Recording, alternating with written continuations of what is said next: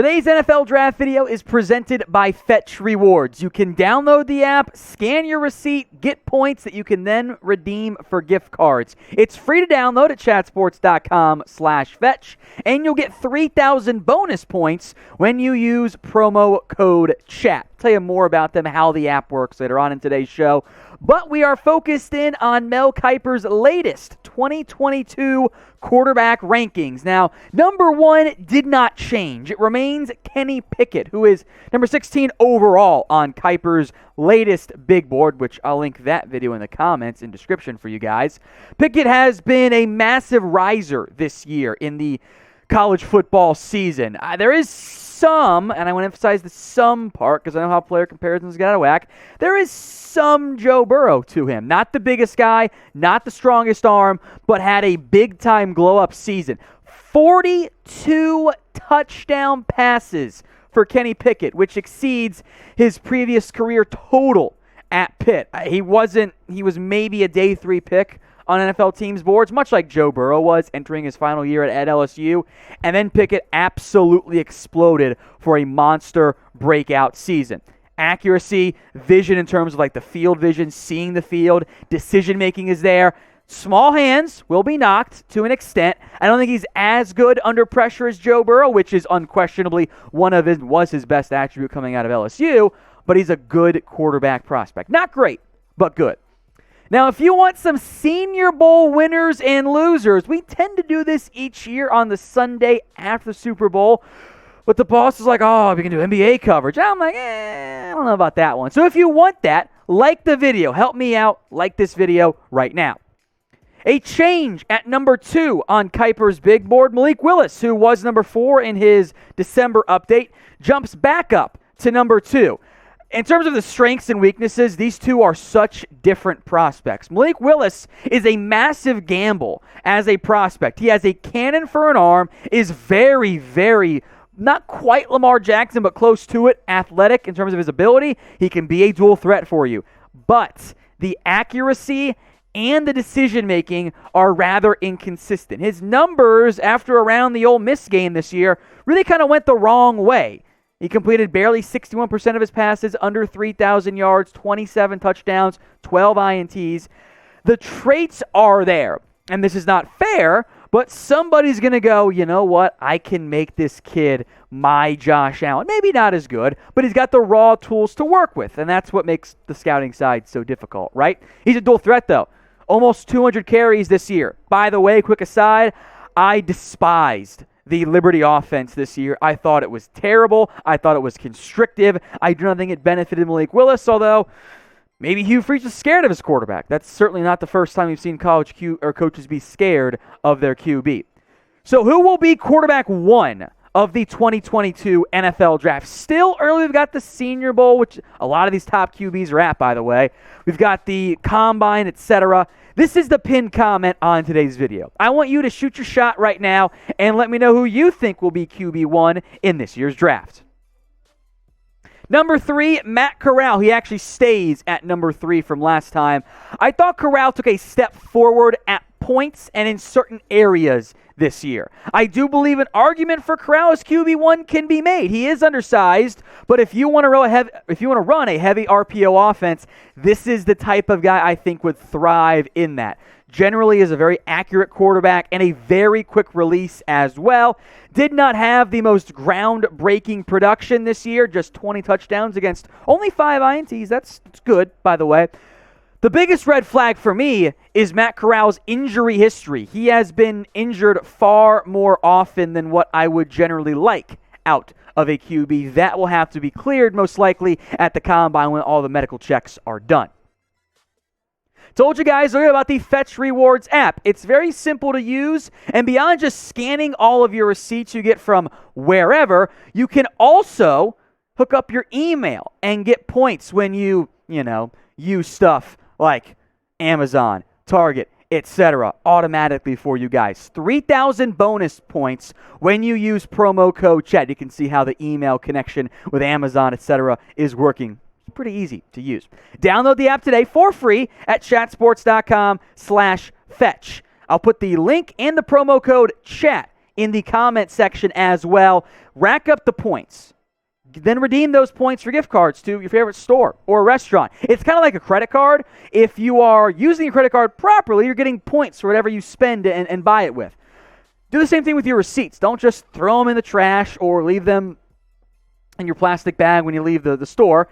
Use it. Make it work for you. Get more points. Chatsports.com/fetch. Promo code FETCH gets you 3,000 bonus points. On to number 4, Desmond Ridder, who Mel Kiper, before the CFP semifinals, was hyping up Desmond Ridder as he could be QB1, and now he's back down at QB4. I understand some of the allure of Ridder. There are moments that he makes throws that go, that's an NFL high-level throw. That is perfectly placed, perfect velocity, accuracy, touch, all of it. And he can move too. He's mobile enough, and more than mobile enough, to make it work. But the overall accuracy and the decision-making at points, I do not believe is a strength. Because of the mobility and the flashes I've seen, I believe Ridder can be a quality backup for you.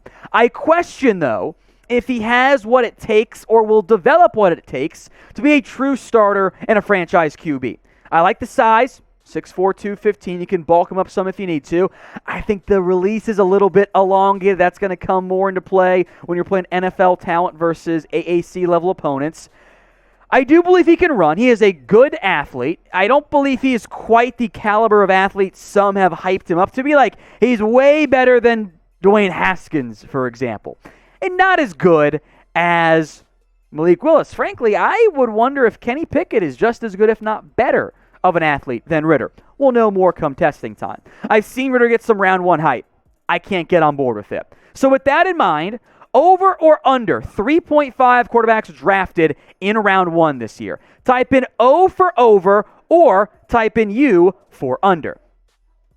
QB5 for Kiper is Sam Howell. His stock did dip this year. He was hyped as a potential number 1 overall pick. The production went down. The wins certainly went down for North Carolina. But he's a tough quarterback who does offer plenty of mobility, including from just like the overall facial structure. He kind of looks a little bit like Baker Mayfield. Not quite a 1-to-1, of course, but there are moments like, oh, wait, no, that's not Baker. But it kind of, the beard too, just a little bit there. And some of his strengths and weaknesses, I think, overlap as well. There are some, he's got an underrated arm, just like Baker Mayfield as far as I'm concerned. But he didn't break out in his final year in the same way Baker Mayfield did. Howell lost his top 4 players. His numbers regressed. Now, the touchdowns stayed pretty similar. In fact, they were identical, thanks to a massive uptick in his rushing value. Look at that, 146 versus 828. But the completions went way down, and the yards per attempt went down as well. All of those are big red flags.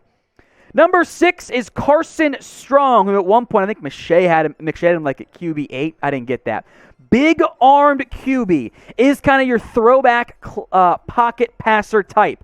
I think Strong has borderline round 1, at least round 1 talent for this particular draft class, which I guess is kind of like maybe, round 2, late round 2, early round 3 for last year's class, somewhere in that range.